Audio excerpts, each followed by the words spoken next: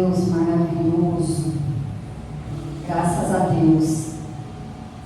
Graças a Deus. Damos graças a Deus por mais esse dia. Dia de bênção, de vitória, dia de paz, dias que o Senhor nos trouxe até aqui. E graças a Deus por isso. Não há lugar melhor para estar do que na casa de Deus.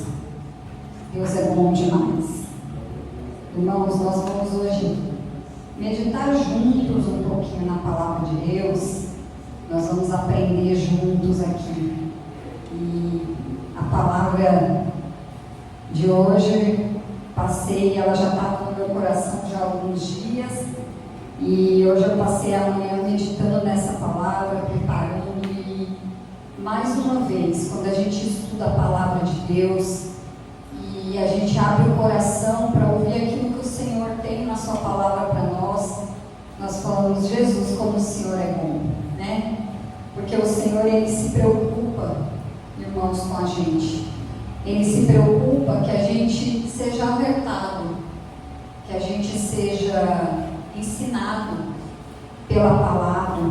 E a palavra de hoje é isso. O Senhor, Ele vem, hoje é dia 18, se eu não me engano, de janeiro, e eu costumo entrar muito, né, no YouTube. Eu ouvi algumas palavras durante a semana, alguns pastores que colocam as mensagens ali, e eu percebi que nessas últimas 2 semanas as mensagens eram todas muito parecidas, né? Elas traziam mensagens sobre como mudar o seu ano, como ter um ano abençoado, como você ser vitorioso, como você conquistar metas, enfim, coisas que a gente fala muito no início do ano. Não que isso não seja bom, mas a gente viu que eram muito essas mensagens. E eu falei: essas mensagens são uma bênção, porque elas nos despertam para fazer muitas coisas. Ela desperta a gente para a gente ter ação, ter atitude. É uma motivação, uma fé, né, que a palavra de Deus também nos traz. Mas a palavra de hoje, irmãos, é uma palavra para crente. É uma palavra para aqueles que... É uma palavra de salvação. É a palavra que o evangelho puro, simples, do jeito que é. Às vezes a gente complica tantas coisas do que é servir a Deus, mas a palavra de Deus hoje é essa para nós, de salvação. Eu quero que você abra comigo Evangelho segundo escreveu Mateus, no capítulo 22. Mateus 22. A gente vai ler o versículo 11, o 12 e o 13. Glória a Deus. Obrigada, Jesus. Senhor, nós te agradecemos, Jesus, por essa palavra. Obrigado por esse momento, Senhor, porque estamos aqui reunidos, assentados na tua casa, Senhor, para ouvir o Senhor falar, para ouvir a tua palavra. Senhor, o Senhor sabe, Pai, que eu não sou ninguém, Senhor, mas a palavra é tua, meu Pai. Eu peço que o Senhor vá de encontro às vidas, Senhor, fale aos corações. A tua palavra, ela é viva, ela é eficaz, ela é transformadora. É ela que alimenta a nossa alma, que nos dá esperança, que nos dá direção. Senhor, a tua palavra é a única luz para o nosso caminho. E o nosso caminho, Senhor, precisa ser iluminado, o nosso caminho precisa ser abençoado por ela. Oh, Senhor, nos ensina, nos corrige, nos alerta, nos exorta, nos mostra e nos revela através do teu Espírito, Senhor, a tua poderosa palavra, Senhor. Que ela vá com poder, com autoridade aos corações, inclusive ao meu, Senhor. E que ela venha trazer vida com abundância, transformação, Senhor. Que nós possamos aplicar essa palavra e guardar ela no nosso coração todos os dias da nossa vida. Que a gente não se esqueça, Senhor, dessa mensagem. Que ela fique guardada em nós, meu Pai. Em nome de Jesus eu oro. Amém. Irmãos, diz assim a palavra de Deus, olha só, versículo 11.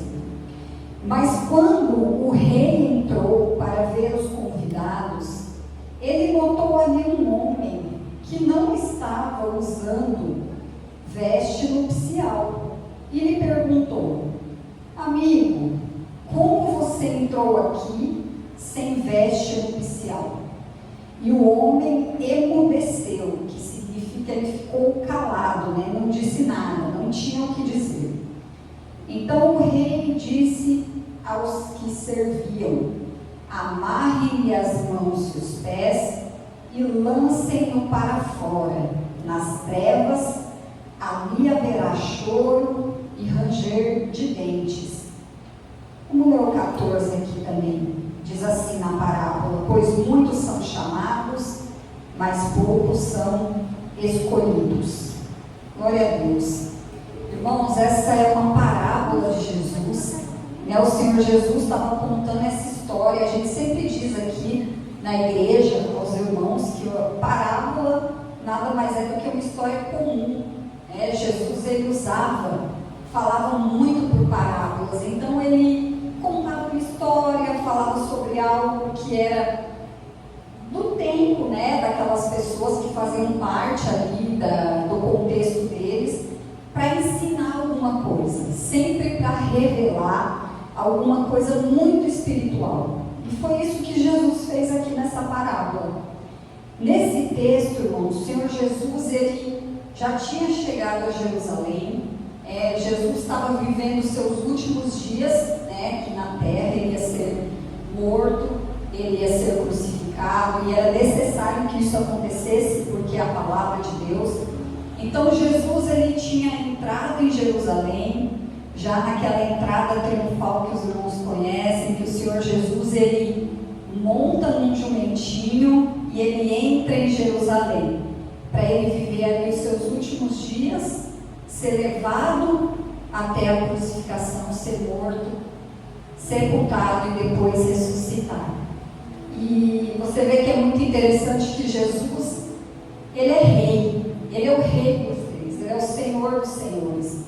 Mas quando Jesus, ele entra em Jerusalém para viver ali seus últimos dias, ele vai num jumentinho, né? Porque Jesus, ele é um rei diferente de todos os reis, né? Ele é humilde, ele é manso, ele é servo, e Jesus, ele entra ali dessa forma. E o que estava acontecendo ali, irmão, só para a gente entender em que momento Jesus contou essa parábola. Jesus, ele entra ali como rei e ele começa a mostrar, né, ali o povo, hosana nas alturas, reconhecendo ele já como o Messias que tinha vindo. Mas os líderes da época, né, os religiosos daquela época, eles contestavam muito, né, a Jesus, e eles começaram a questionar a autoridade de Jesus. Porque Jesus, ele falava já em alguns momentos abertamente, né, que ele era o Filho de Deus, e os judeus, aquele povo, os líderes, não aceitavam isso, é por isso que o crucificaram. E esses líderes religiosos então chegaram até Jesus e começaram a questionar e confrontar ele por algumas coisas. E então Jesus, ele conta 3 parábolas ali para essas pessoas que estavam ali. Ele fala sobre a parábola de 2 filhos, a parábola dos lavradores e essa parábola do casamento, do banquete de casamento. E essas 3 parábolas, elas têm uma coisa em comum. Todas elas falavam sobre o perigo e a seriedade que tem em alguém rejeitar o Messias, em alguém rejeitar Jesus, né? E então Jesus conta essa história, essa parábola. Mas afinal, o que diz a parábola aqui? A gente leu só 2 versículos, né? Mas a história que Jesus contou, irmãos, depois você lê com calma o texto, são só 15 versículos. Mas basicamente Jesus contou uma história assim: tinha um rei, e esse rei, ele ia celebrar o casamento do seu filho, né? Então o que o rei faz? Ele chama os seus servos e fala: olha, vai e convida algumas pessoas para esse casamento. E Jesus começa contando que o reino de Deus é semelhante a um rei. Então ele começa a comparar o reino de Deus com essa história. Então Jesus diz assim para os servos: vai e faz um convite para essas pessoas para que eles venham nas bodas. E os servos vão, e o que acontece? Essas pessoas, simplesmente, esses primeiros convidados, a Bíblia diz que eles não quiseram vir. Simplesmente não quiseram, não foram. Os servos voltaram e falaram para o rei: olha, fizemos um convite, eles não quiseram vir. Então o rei vai e fala assim: olha, vão lá, mais uma vez, vai lá de novo, fala que está tudo preparado, que tem um banquete, que tem tudo pronto. Agora imagine, irmãos, se nós vivemos num reinado e o rei vai casar o seu filho, a pessoa não vai se sentir honrada de ser convidada, de estar naquela festa, de estar naquele banquete, ela vai sentir, olha, puxa vida, eu fui convidada para esse casamento. Às vezes a gente é convidado para um casamento de alguém e a gente fala: meu Deus, que honra, essa pessoa me convidou.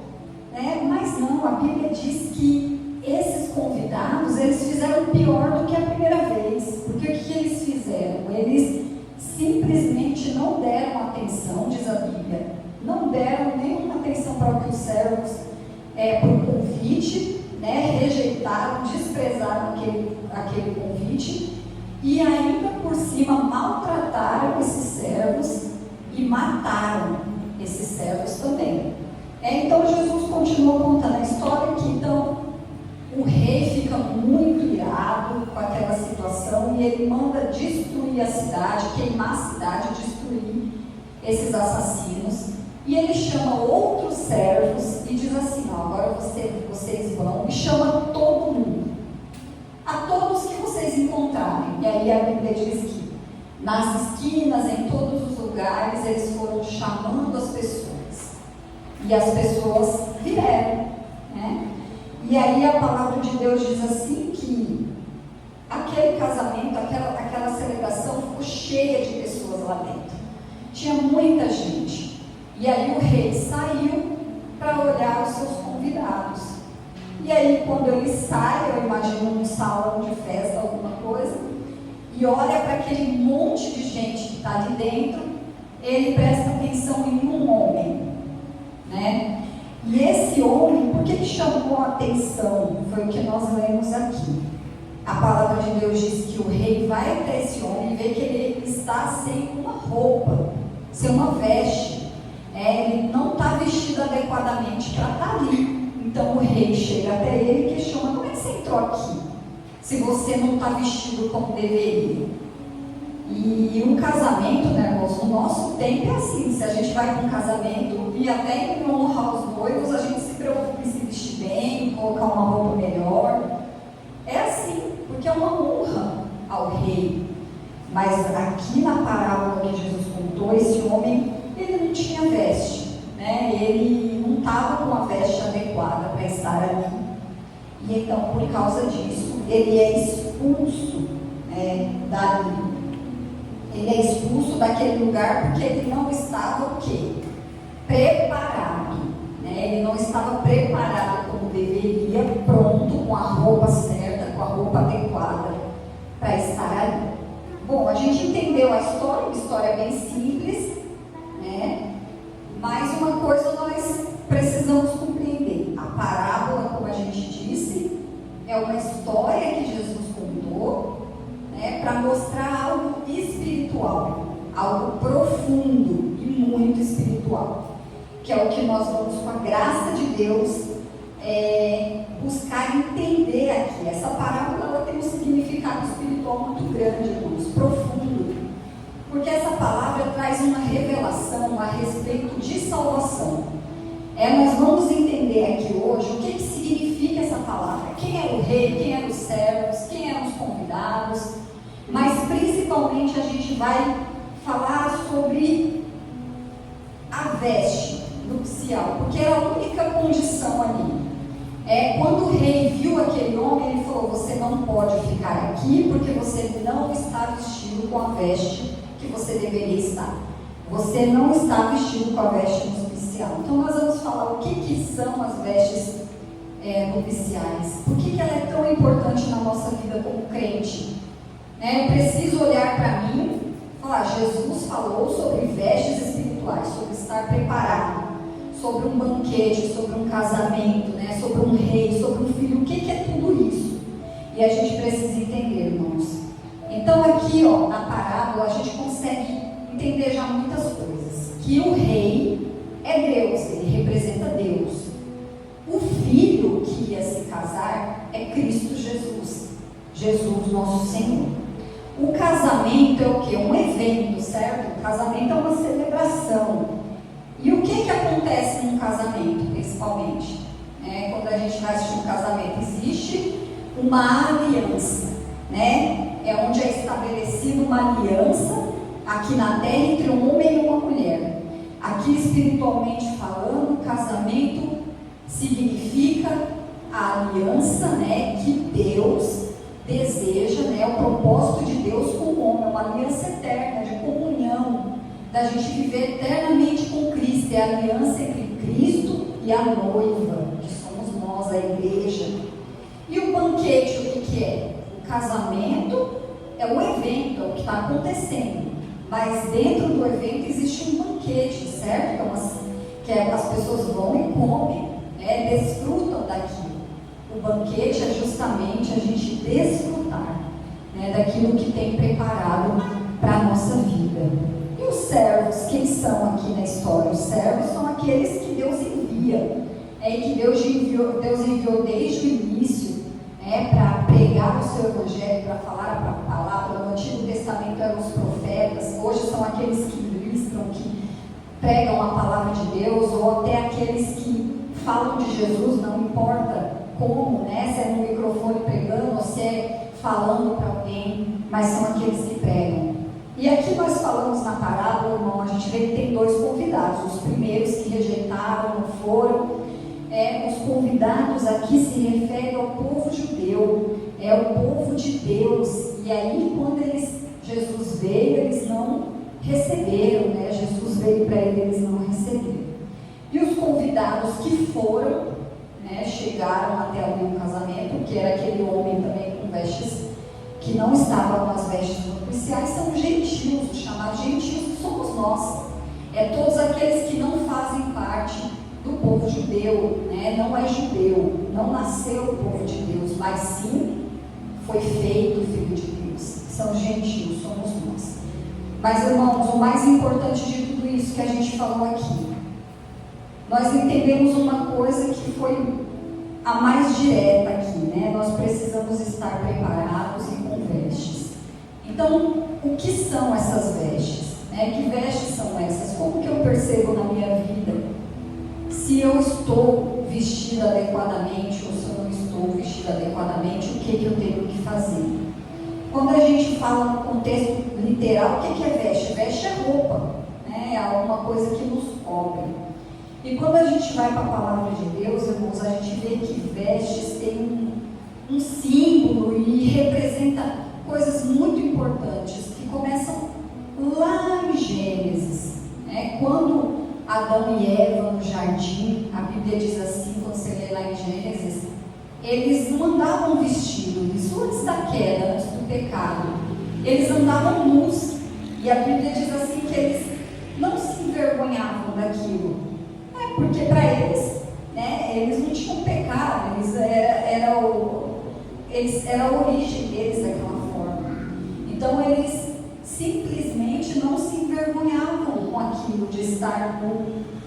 E aí, depois que eles pecaram, depois da queda, veja só, vamos ler rapidinho 2 versículos em Gênesis, que está escrito assim, em Gênesis capítulo 3, do 6 ao 10, a palavra de Deus diz assim, ó: quando a mulher, está falando de Eva, viu que a árvore parecia agradável ao paladar, era atraente aos olhos e além disso era desejável para dela se obter discernimento, ela tomou do seu fruto, comeu e deu para o seu marido, que comeu também.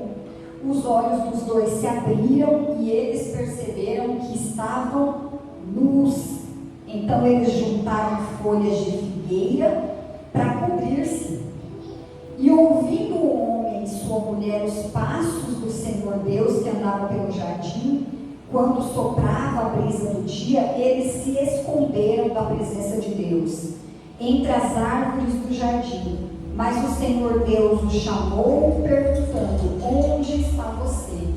Então olha só, eles andavam nus, não se envergonhavam. Depois que eles caíram, pecaram, eles se envergonharam, perceberam que estavam nus, porque o pecado ele faz isso, né?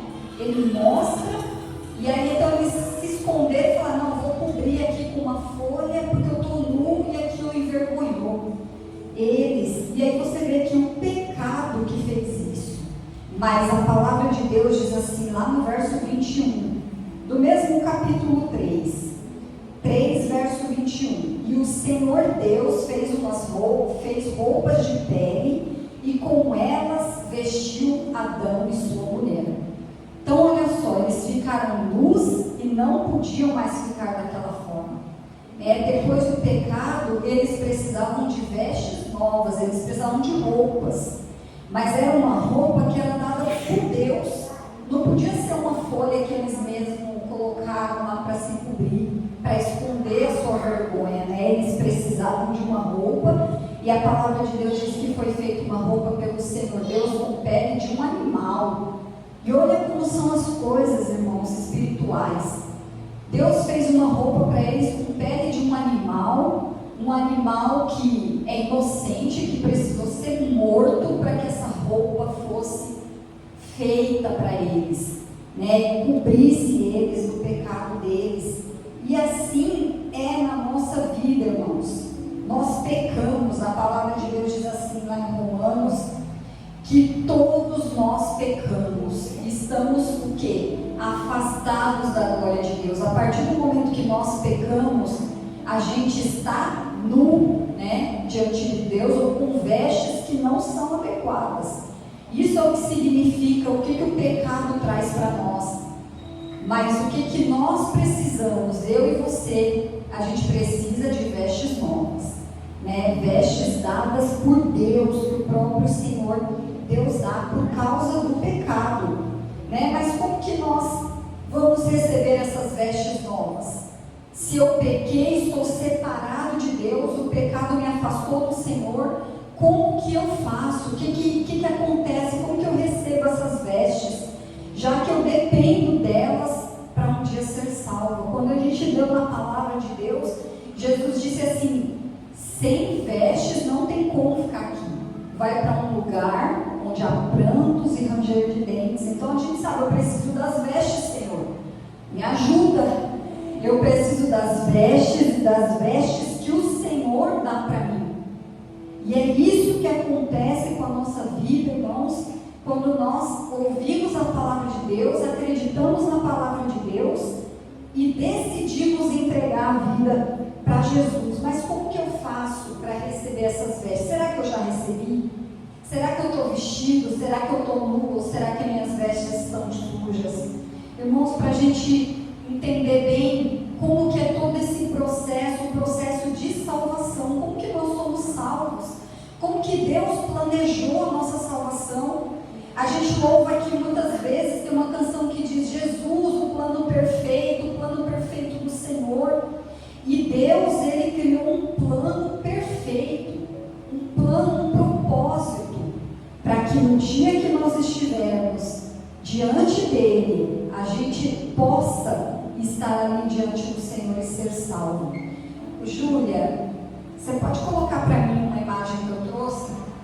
A gente vai mostrar uma imagem aqui, irmãos. Eu tentei resumir basicamente como que acontece na vida do cristão, da pessoa, de qualquer pessoa. Isso é para qualquer pessoa. Como que acontece, como que a salvação chega até nós. Em que etapa aqui a gente vai ver que nós somos vestidos de novo por Deus? Eu quero que você entenda, a gente preste atenção.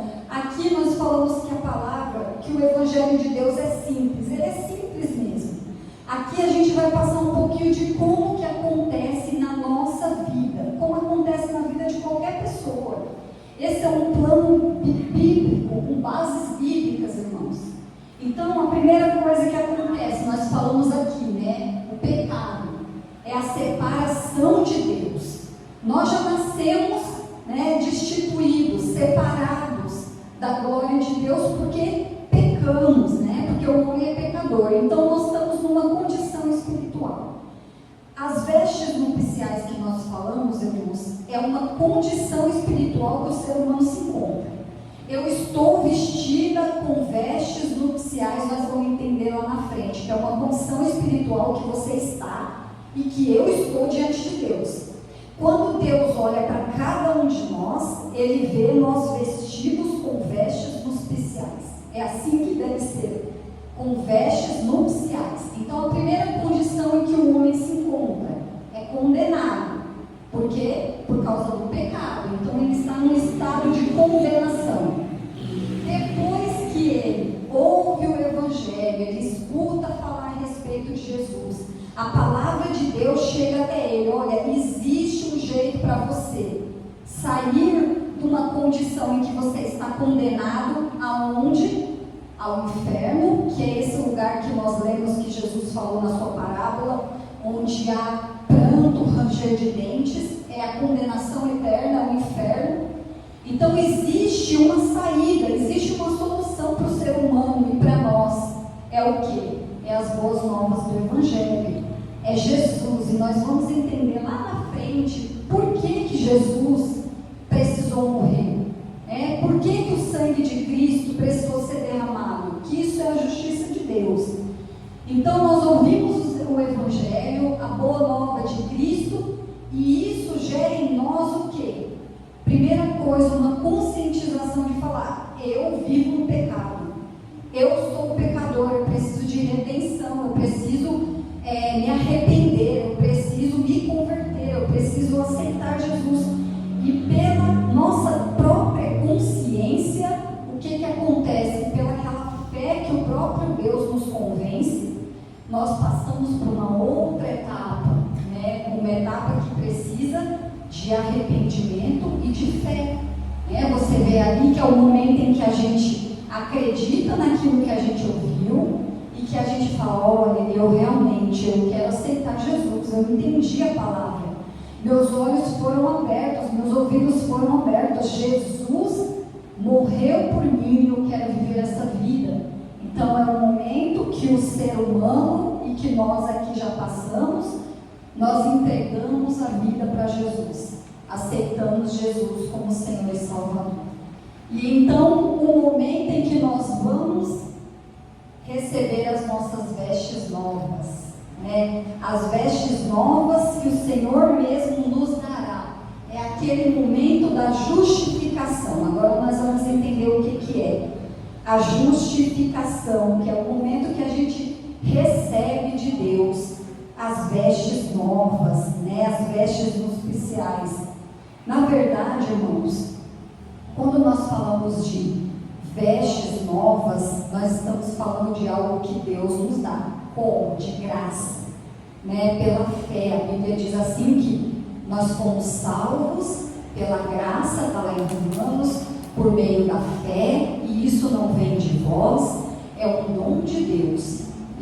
Então, quando nós falamos a justificação pela fé, que o apóstolo Paulo aos Romanos, ele fala, ele explica em detalhes como que ela acontece, ela é basicamente uma coisa. O que é ser justificado pela fé?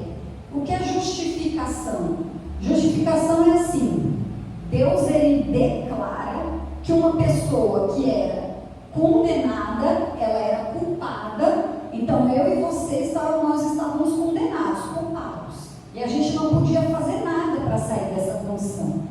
Mas por causa de uma justiça, que é a justiça de Cristo, que nós vamos entender também o que é a justiça de Cristo, nós fomos justificados pela fé em Jesus. Então Jesus, ele morreu, padeceu, derramou o seu sangue, se fez pecado por nós, para que nós fôssemos justificados através dele. Então, o que significa na prática a justificação? O que é a justificação pela fé? Eu aceitei Jesus, ele veio sobre a minha vida, morreu por mim. Então, eu não tenho mais culpa, porque aquilo que era contra mim, aquela condenação que estava contra mim, ela foi imputada a outro. né, ela foi atribuída a outro, que é Jesus. Então, o nosso pecado, por isso que a Bíblia diz lá em Isaías que Jesus ele carregou, né, ele levou sobre si as nossas dores, as nossas enfermidades, o castigo que nos traz a paz estava sobre ele, pelas suas pisaduras fomos sarados, porque quando Jesus cumpriu a justiça de Deus, né, quando ele morreu, o que é a justiça de Deus? Deus, ele é justo, ele é santo, né? A Bíblia diz que justiça é base do trono de Deus, né? Deus, ele é justo em todo o tempo, ele não age com justiça, ele é justo, faz parte do caráter de Deus.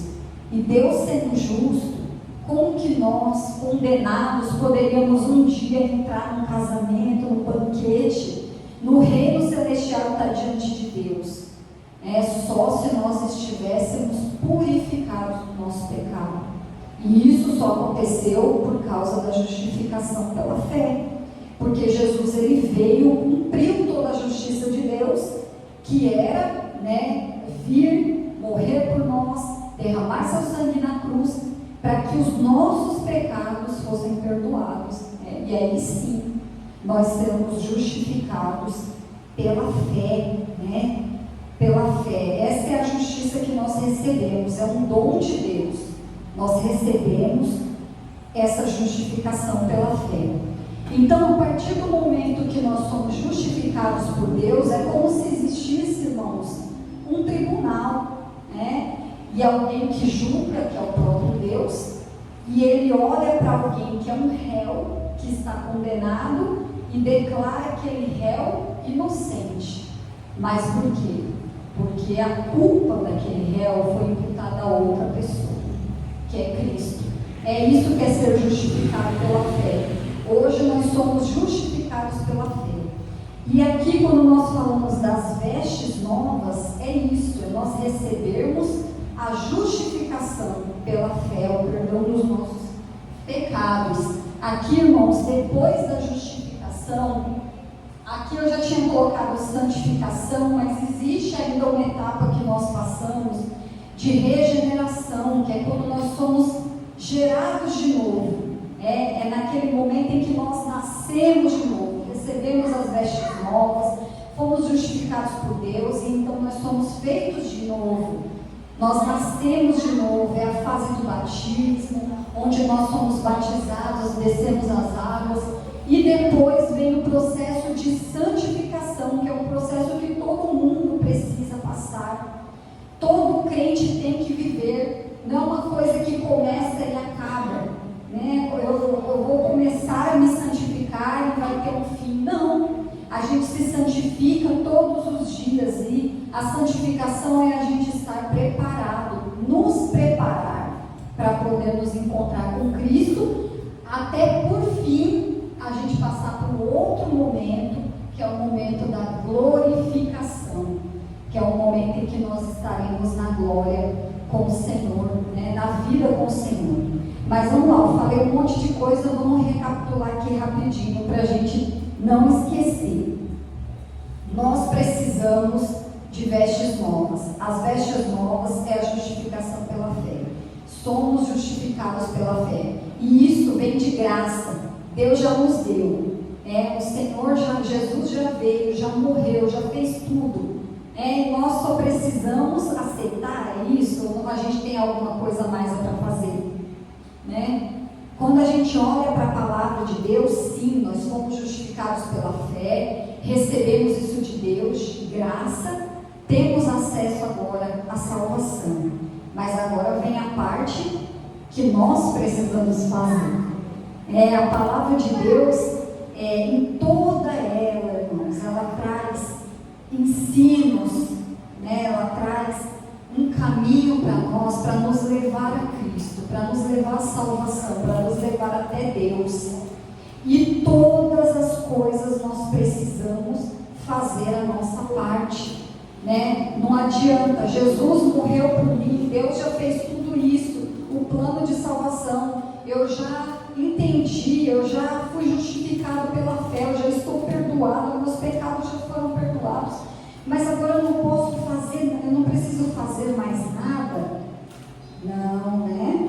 A palavra de Deus, ela diz que a partir do momento que nós saímos de um estado para outro, né, nós saímos de um estado de uma pessoa condenada, que não tinha chances nenhuma, mas nós passamos por um outro estado, justificados pela fé em Cristo Jesus. Agora eu quero ler com você o outro ponto que nós separamos aqui, que está lá em Apocalipse, no capítulo 19. Os irmãos sabem, o livro de Apocalipse foi uma visão que João teve, né, das coisas futuras, das coisas que hão de acontecer. E olha só, lá no finalzinho, Apocalipse tem 21 capítulos. E aí no capítulo 19, lá no versículo, tem que tirar, irmãos, para ver de perto. 19, no versículo 7, olha só. O que a Bíblia vai falar aqui para nós? Olha só. Regozijemo-nos, né? Que significa vamos nos alegrar, vamos celebrar, vamos nos alegrar e dar glória, pois chegou a hora do casamento do Cordeiro. Olha só, irmãos.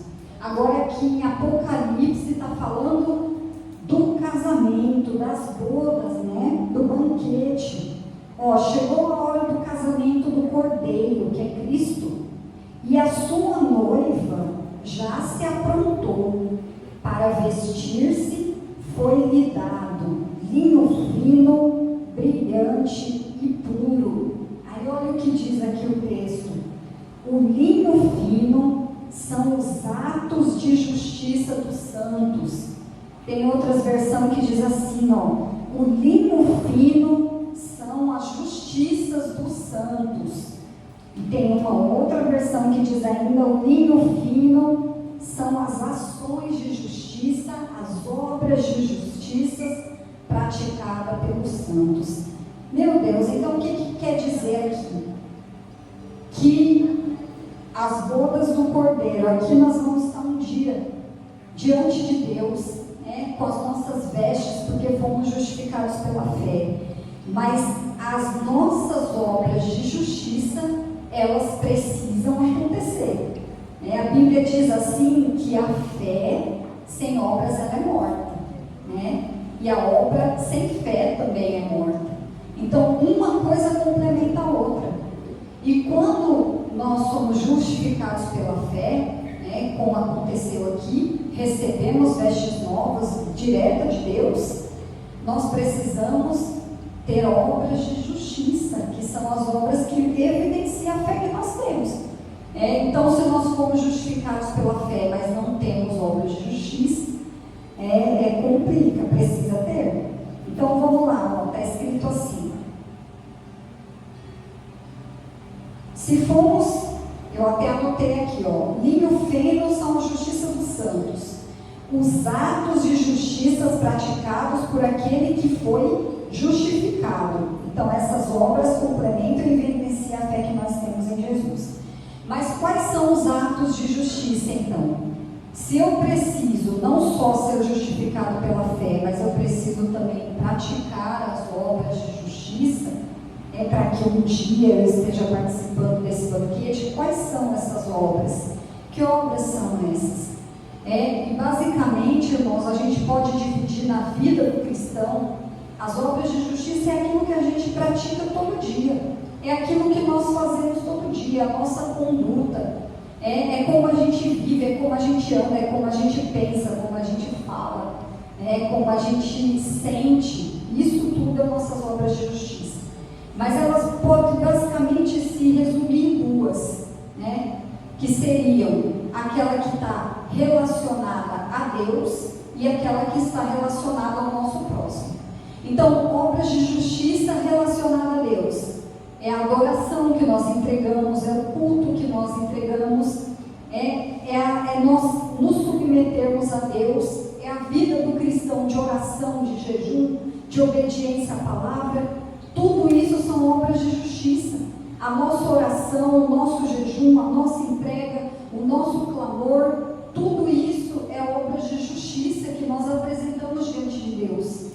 e as obras de justiça em relação ao nosso próximo, ao outro, né? E aí, se nós formos colocar uma lista, irmãos, do que a palavra de Deus fala que o cristão, que é justificado pela fé em Cristo, precisa fazer, irmãos, é uma lista bem grande. Eu coloquei aqui alguns exemplos, irmãos, algumas coisas, alguns atos de justiça que nós devemos praticar e fazer na nossa vida todos os dias. E isso daqui nos traz um alerta de falar assim: meu Deus, eu estou praticando esses atos de justiça ou não? Porque disso depende se eu vou ter as vestes ou não, né? Se eu vou receber esse linho fino aqui ou não. Olha só, eu anotei aqui alguns. E a maioria deles, você vai ver que se resume em amar a Deus e amar ao próximo, resume em amor. Então, eu coloquei aqui, ó, amar ao próximo, perdoar, demonstrar bondade, ser obediente à palavra, que é um ato de justiça que nós oferecemos a Deus, ser humilde, servir, ser perseverante, porque não basta a gente, né, fazer e estar na casa de Deus e servir a Deus, mas nós precisamos perseverar na nossa fé, ser generoso, ser cuidadoso, ser amoroso, viver em santidade, ter pureza de conduta, né, justiça social e misericórdia ao outro. Tudo isso faz parte da vida de um cristão. Coloquei ter gratidão, ser honesto, ser íntegro, ser digno, ser correto. Irmãos, são muitas coisas, obras de justiça, ações, atitudes que nós devemos nos preocupar, né, todos os dias. A gente deve se preocupar. Ah, mas a pessoa que faz tudo isso é perfeita. Irmãos, a Bíblia diz assim que nós devemos buscar, né, ser santo como Deus é santo. Não significa que nós somos capazes, pela nossa própria força, viver o tempo todo assim. Mas a batalha do crente é essa: eu preciso praticar essas obras. Eu preciso, de alguma maneira, na minha vida, as pessoas precisam enxergar isso em mim, porque é assim que eu pratico obra de justiça. É a prática que reflete a justiça de Deus. É basicamente a gente viver em retidão, a gente viver em integridade, né? A palavra viver uma vida realmente que agrada a Deus. Isso é as obras de justiça dos santos. Júlia, só para a gente terminar, você pode passar só no último?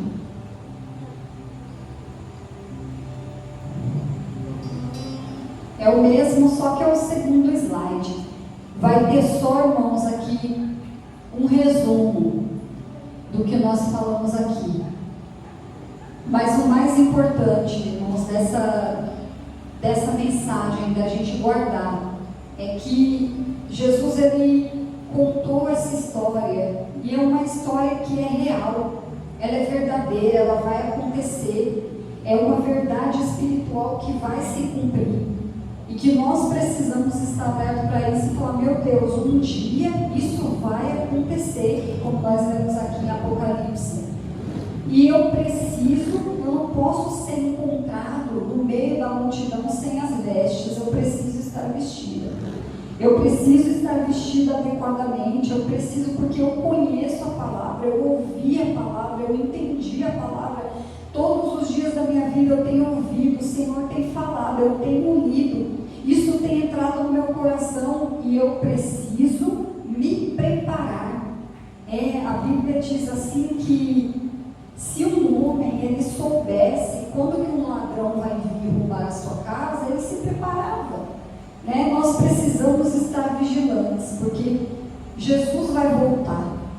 Esses dias uma pessoa falou assim para mim: eu ouvi um pastor pregar na internet que Jesus não vai voltar, que ele já veio. Ele veio no mundo e agora ele não vai voltar mais. A verdade, irmãos, quando a pessoa estuda a palavra de Deus, ela entende que essa é a promessa de Deus. Né? Jesus, quando ele subiu aos céus, ele disse que nós veríamos o homem voltar Filho do Homem voltar com poder e grande glória dos céus. Jesus, ele vai voltar, mas há um tempo para isso. Um tempo determinado por Deus que ninguém sabe, nem o Filho sabe, diz a Bíblia. Mas Jesus vai voltar, e quando ele voltar, nós precisamos estar preparados. Eu falo isso, irmãos, e é uma coisa que eu estou falando para os irmãos, mas é para mim essa mensagem também. A palavra é para todos. Nós devemos vigiar, né? Vigiar em como está a nossa vida. E você percebe que muitas vezes a gente não percebe as coisas porque a gente não coloca atenção, a gente não se preocupa ou não dá prioridade para aquilo. Quantas vezes a gente para pensar assim, como está a minha vida espiritual? A gente se preocupa com um montão de coisas. Como estão minhas finanças, como está meu trabalho, como está minha casa, como está meu casamento, como estão meus filhos, o que eu vou fazer, o que eu vou conquistar esse ano, que coisas que eu vou correr atrás.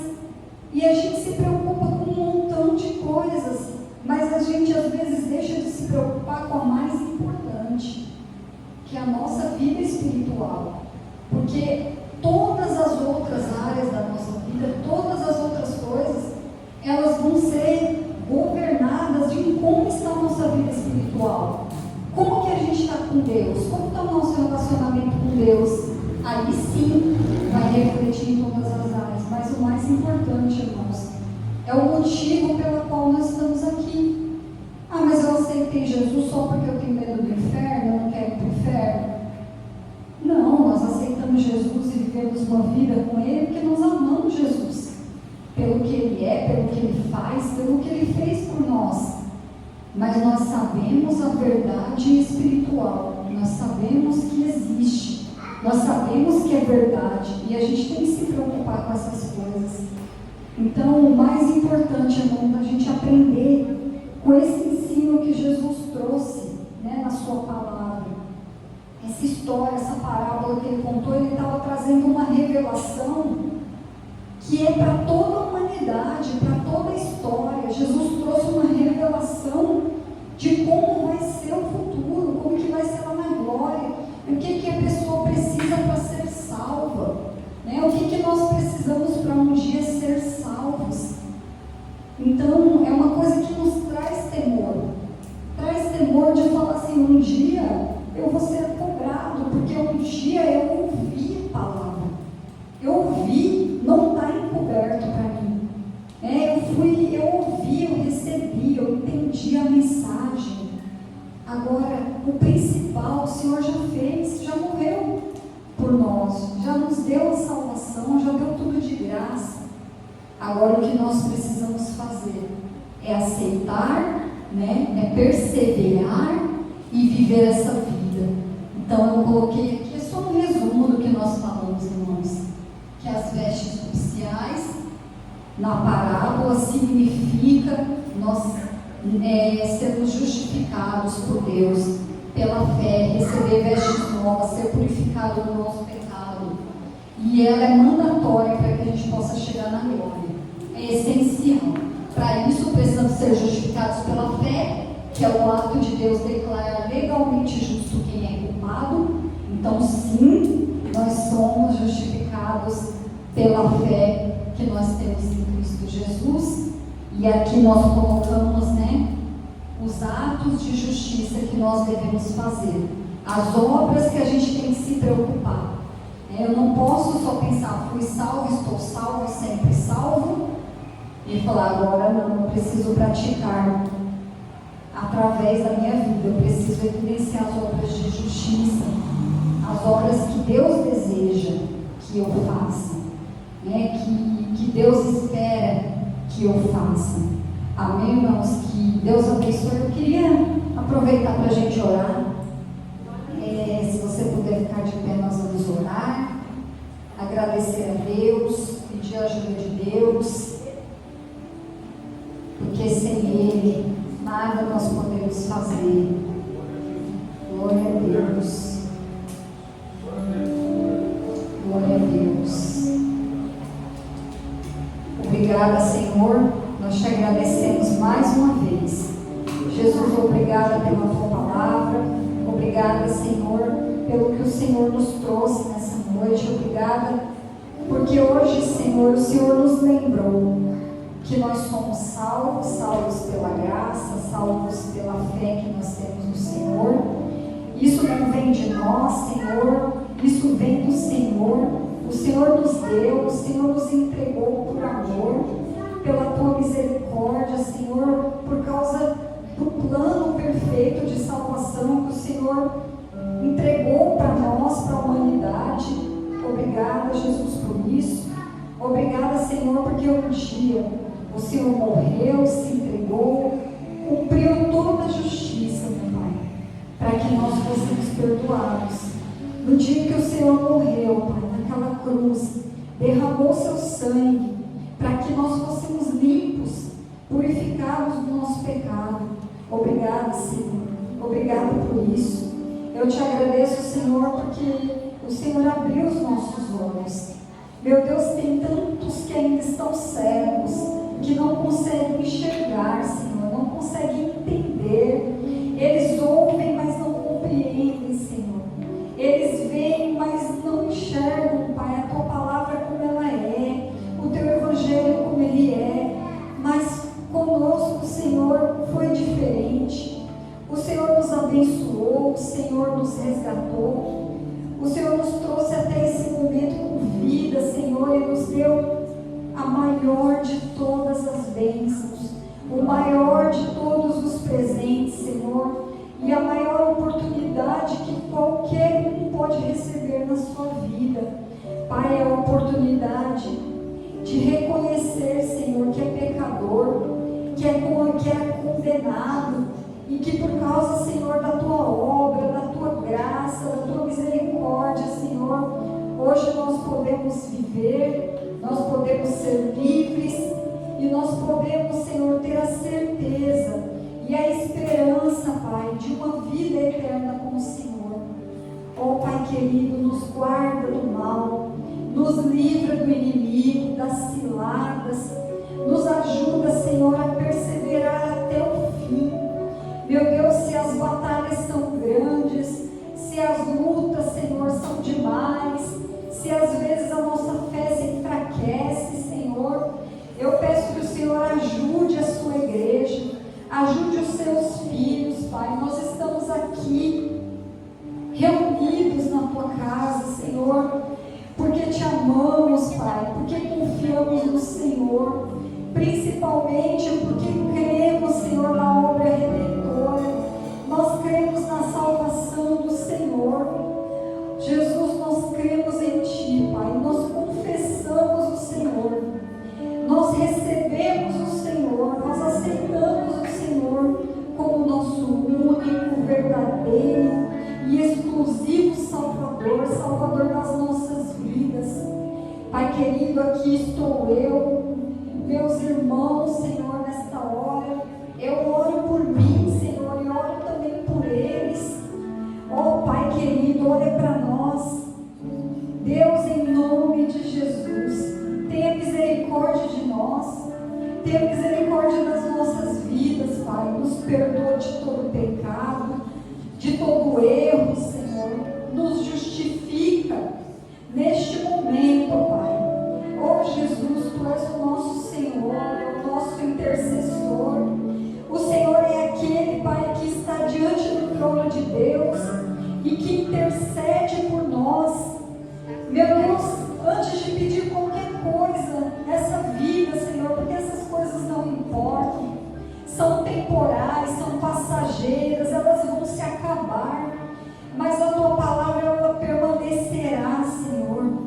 Oh Deus, e antes de pedir qualquer coisa, Senhor, nós pedimos que os nossos pecados sejam perdoados.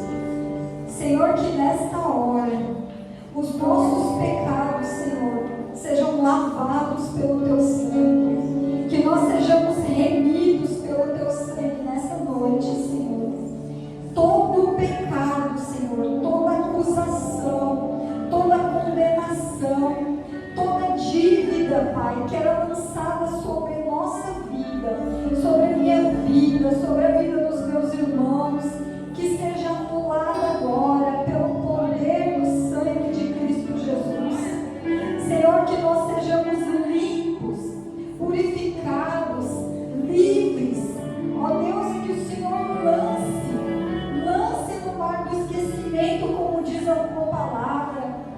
nossos erros, as nossas falhas, as nossas iniquidades, e que nós sejamos perdoados pelo Senhor. Pai, não há bênção maior, Pai, do que ter os pecados apagados. Os nossos pecados foram apagados na cruz, no momento em que o Senhor morreu por nós. Nós reconhecemos isso, Senhor. Nós pedimos, Pai, que nós sejamos nesse momento, Pai, justificados pela fé que temos em Ti, justificados através do Teu sangue, Senhor, porque o Senhor morreu por nós.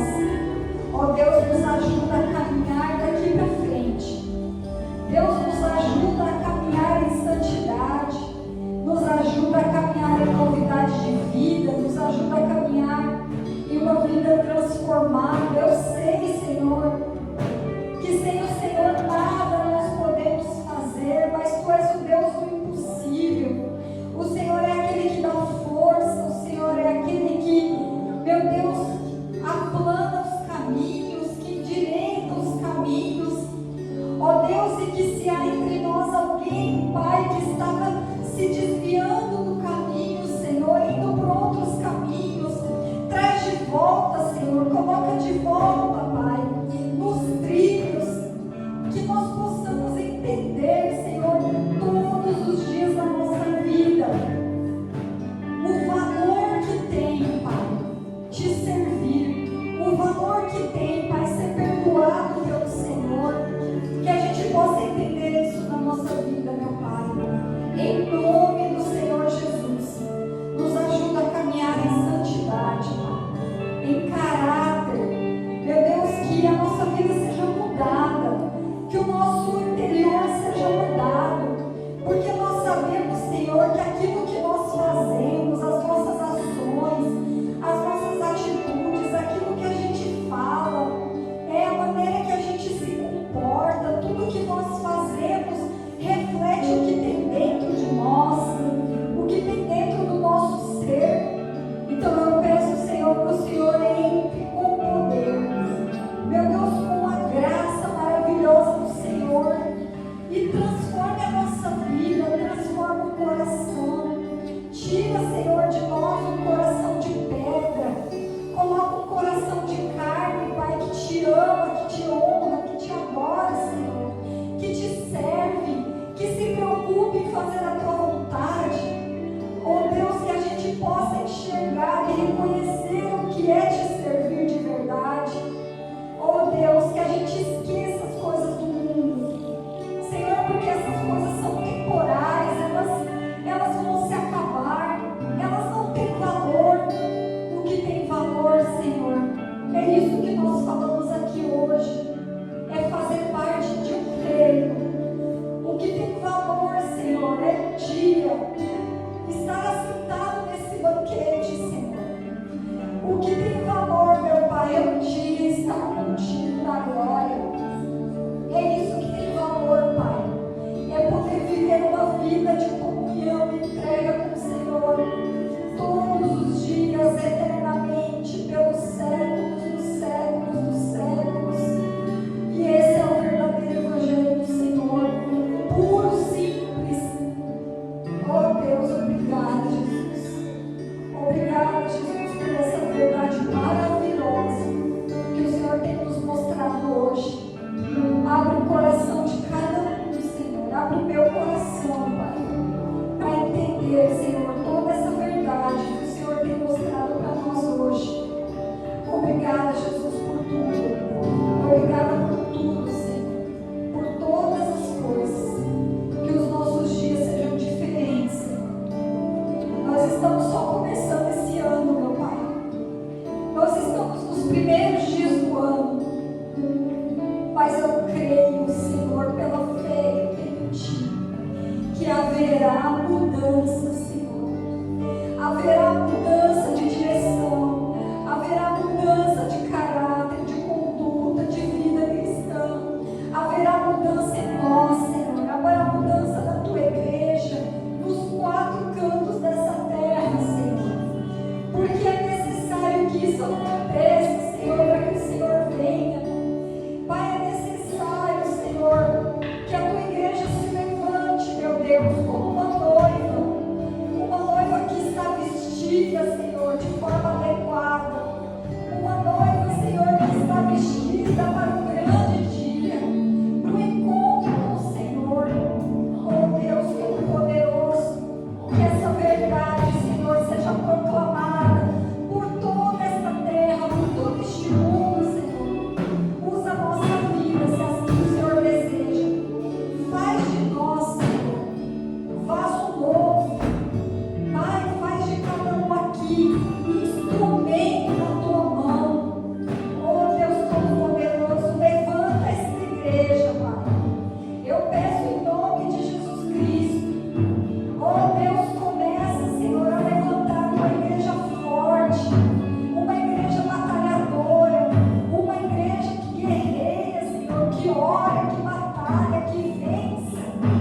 pelo poder do nome de Jesus.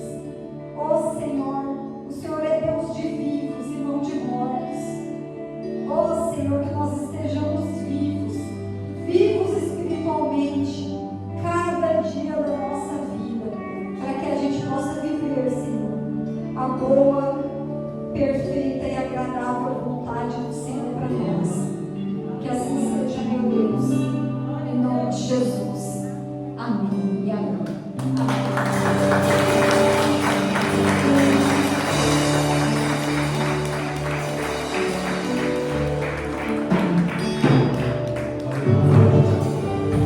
Glória a Deus. Glória a Deus. Eu quero que você imagine neste momento como que é você ser vestido por Deus. Adão e Eva tiveram a oportunidade de saber como foi depois de ter pecado, depois de ter quebrado a aliança, depois de ter abandonado a palavra.